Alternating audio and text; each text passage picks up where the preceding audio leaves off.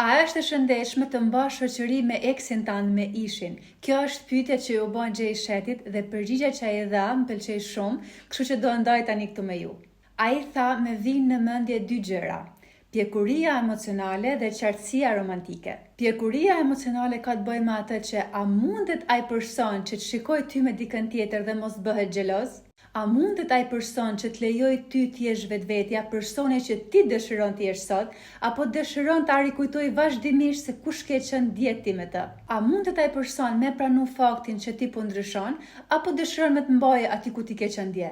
Dhe e dyta, qartësia romantike ka të bëjë me atë që a jemi të dytë sigurt që nuk po qëndrojmë me njëri-tjetrin se ndoshta mendojmë që mund të ketë një shans tjetër mes nesh. A jemi të dytë qartë se marrëdhënia jonë i ka disa kufi të shëndetshëm? A jemi vërtet të sinqertë dhe transparent që shoqëria jonë është e pastër dhe nuk i kalon këta kufi? Dhe përgjigjja e Gjejt ishte që edhe po edhe jo, se gjithçka më varet nëse kemi pjekuri emocionale dhe qartësi romantike. Dhe në fund, përgjigjja ime si Silv është një jo e madhe, sepse mendoj që shumica e shoqërisë shqiptare, mos them e gjitha, nuk ka mjaftueshëm pjekuri emocionale dhe qartësi romantike.